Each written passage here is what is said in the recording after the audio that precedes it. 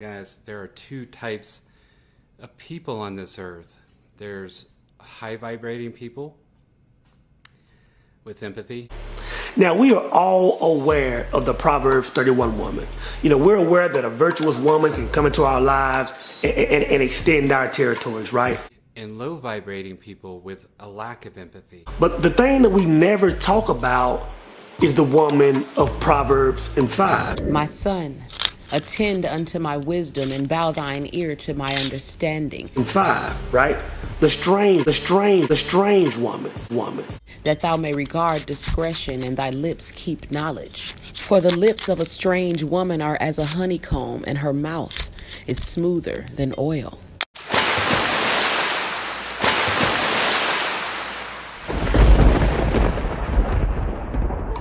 Now, brothers, I'm aware that many of you are watching this video while multitasking. But just for 1 second, let me get your undivided attention, because this stuff is real. Now, the reason I think we need to talk about the strange woman is because this woman has been responsible for dethroning many kings, right? This woman has been the primary reason for many men doing time in jail. This woman is the root cause of several men going to an early grave. This woman, also responsible for the severing of many twin flame unions, is the female narcissist, or quote unquote, Jezebel. Now think of that woman that you used to date, right? You know, when you first met her, everything was just perfect. She was extremely feminine. She was highly sexual. She was saying all the right things, almost like she was reading from a script. She was reading all the same books as you, watching all the same documentaries. It almost appeared that she was your reflection. But what you didn't know at the time, brothers, is that you would come face to face with Jezebel.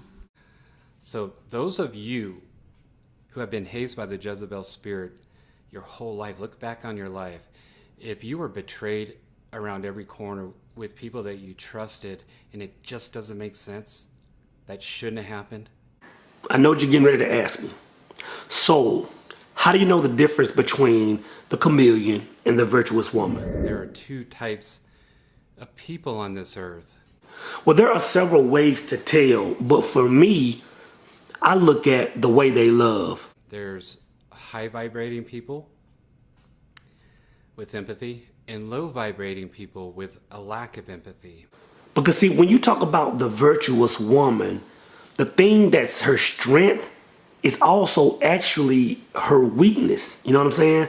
And that's the way she loves. She loves. See, the virtuous woman, she loves unconditionally. And the thing is, whether you're in her life as her man, whether you're in her life as a friend, whether you're in her life as somebody that has done her wrong in the past and now you're just back in her life, she's every single time she's just gonna love you unconditionally because she has no on and off switch. That's who she is. She knows no other way, you know. And that's why I say it's also her weakness, because she can easily be manipulated. So that's why they often have the guards up. Now, on the other hand, the chameleon. This person took from you. This person you trusted over here just turned into a different person. She loves with vices. And when I say she loves with vices, this is what I mean. You're betrayed around every corner. See, the strange woman, their minds are very easily influenced by evil forces. Her ultimate goal of sending you to the depths of hell really doesn't have the ability to love. She can only demonstrate love through her vices. Their minds are polluted. They're operating out of their mind and body. And her three primary vices are sex, flattery, and egotism. But one thing is missing. Now, sex is where she's going to get the men that vibrate on the lowest of levels. Any man that's not aware of his creative power, that's not aware of self, is going to fall victim to any woman that's offering them up some loving, right? But for the men that vibrate on a higher level, she's going to have to go to doors 2 and 3, which is flattery and egotism. Brothers, it is nice to have the good things in life. But like I always say, get things that you truly like, not the things that you think the world would like. Why? Because now these things can easily become a weapon against the ego. Your accomplishments, your fitness, and your worldly possessions all have to be for self. Because if not, she will stroke your ego into a blue pill coma. You have an anointing on your life, and they know this. And so a lot of them put on this mask to fool you to get the things that they want and need in this life, and that to them is supply. Hear me now, therefore, and depart not the words of my mouth. Remove thy way from her, and come not nigh the door of her house, lest thou should give thine honor unto others, and thy years unto the cruel. Now at this point, brothers, she has infiltrated all of your defenses and has become a permanent part of your world. And they really need the supply because of that separation from mind and soul. And so they go after the high vibrating people who they can learn from and steal identity from, and actually fool them into thinking that they are like-minded. Now she could either be somebody that you've just gotten serious with, or she could be a lifelong partner. But the thing about this phase of the guaranteed execution is that you begin to become aware of a few things. You begin to ask yourself, like, if a woman is supposed to expand my territory, then why is my territory shrinking? They do anything that they can to destroy and get these anointed off their path. The devil doesn't come to you with red face and horns. He comes to you disguised as everything you've ever wanted. This spirit is unapologetic of its destruction and only cares for the selfish and conniving agenda it has, which is to destroy one's spirit and ultimately destroy their journey to God.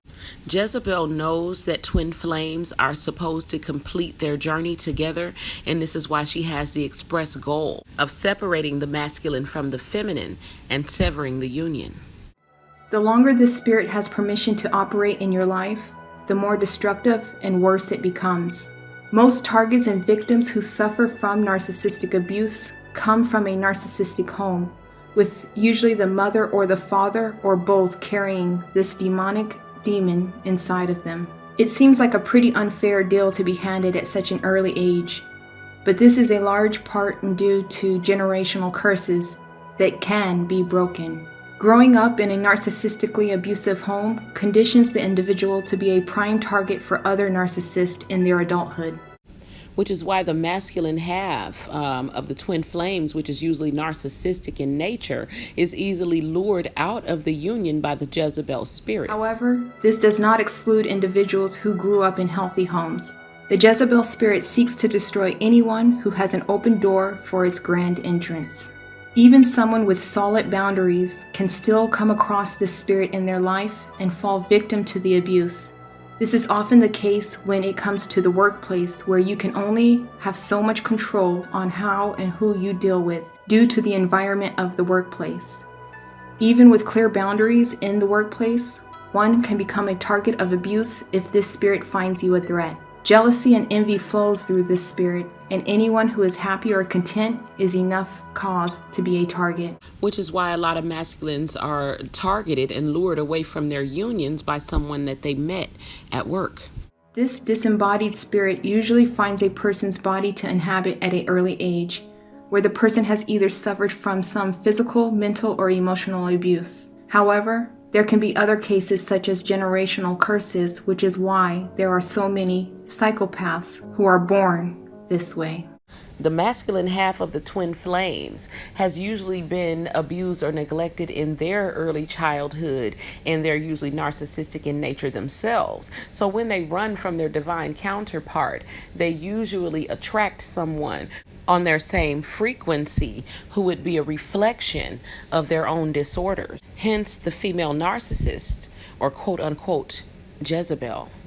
Why is it since we've been together, my money is declining? Why is it that since we've been together, my time is less quality? Why is it that my peace is no longer present? Now this is where things get interesting. You have to understand this. You are favored, and you have to know this. And so the evil forces are going to do everything that they can to get you off your path. Because what you realize is that she's not after your money, time, and peace. What she's after is that life force that creates that. I introduce to you, my brothers, the lactose dectus, the energy vampire. Or the narcissist demon by the name of Jezebel. See, obtaining things are good, but her ultimate goal is to extract a man's life energy. Coincidentally, this is the same energy that fuels his purpose. As she sinks deeper and deeper toward the gates of hell, she comes to find that not only does she need to feed off of the man for material gain, she needs to feed off of him for survival. And they really need the supply because of that separation from mind and soul. And so they go after the high vibrating people. Now at some point, man will ask himself the ultimate question. Like, am I better off with or without her? Now, once he asks himself this question, he begins to see everything. He begins to see this woman for what she really is. He begins to see the face behind the mask. But her end is bitter as wormwood, sharp as a two-edged sword. Her feet go down to death. Her steps take hold on hell. Now, brothers, at this point, man can clearly decipher between the physical and the spiritual when it comes to this woman. In other words, man can clearly see through fake smiles, fake actions, and see the true nature of this woman. What man had limited capabilities of seeing in phase 2 is now screaming through her very eyes. They will exhibit an addiction to feeling special, unique, or superior, and they will lack empathy, they will feel entitled, and they will be exploitative. It is at this point, brothers, where a man must choose between life or death. They utilize other people as sources of narcissistic supply, and they depend on them to mirror back to them the beliefs that they have about this false self. So in any situation, she has the desire to be the smartest, the prettiest, the most successful, the most charming, basically the best of everything and everyone that surrounds her. Some women are just spending their whole lives extracting a man's life force and then just patiently waiting on him to die just so they can double up on their investment. You know, over the last several years, you know, it's been cool for a man to have several notches on his belt. You know, it's been cool for a man to conduct himself in a certain manner. But I'm telling you, brothers, times have changed. I'm telling you that ship has sailed. You know, I don't know if you guys are aware of everything that's taking place in the world, but we're moving toward a different era. You know, it's time for us to be upstanding men. You know, being the men that are easily persuaded by sex, that are easily persuaded by our egos being stroked. Everything is just so superficial for the female narcissist. They aren't genuinely interested in things that truly matter about being a human being, like, you know, character and values.